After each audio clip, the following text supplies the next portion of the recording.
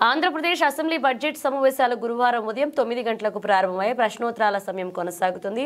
పుష్కర ఎత్తిపోతల పథకంలో భాగమైన తాళ్లూరు లిఫ్ట్ పైపుల లీకేజీలపై అసెంబ్లీలో సభ్యులు అడిగిన ప్రశ్నలకు మంత్రి నిమ్మల రామానాయుడు సమాధానమిచ్చారు.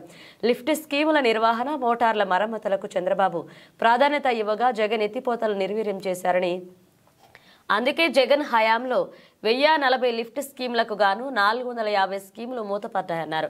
గత పాలన పాపం ఫలితంగా లిఫ్ట్ స్కీములు పనిచేయక 4 లక్షల ఎకరాలు బీడుపడ్డాయన్నారు.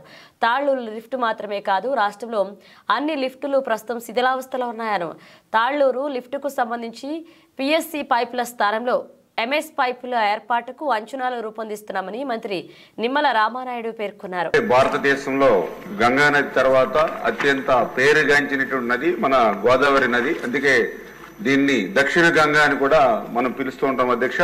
ఏదైతే 12 సంవత్సరాలకు వచ్చేటువంటి ఈ గోదావరి పుష్కరాలు ఏవైతే ఉన్నాయో, బృహస్పతి ఒక్కొక్క ఏడాది ఒక్కొక్క రాశిలో ఉంటూ సింహరాశిలోకి ప్రవేశించినప్పుడు ఈ 12 సంవత్సరాలకు ఒకసారి పుష్కరాలు మనకు వస్తూ ఉంటాయి అధ్యక్ష.